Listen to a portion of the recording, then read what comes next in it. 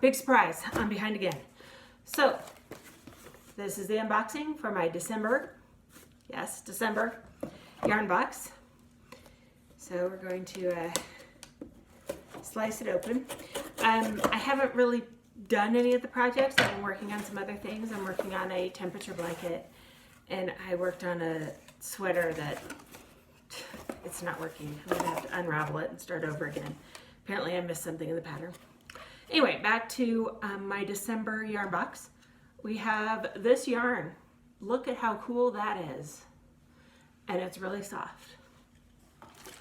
And we've got some silver buttons. See the buttons? And what am I gonna get to make with this yarn?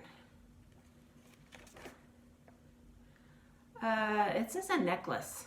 I don't know if I like that. That's the necklace.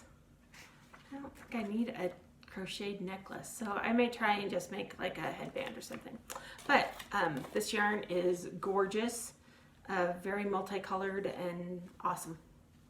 So that's the December yarn box.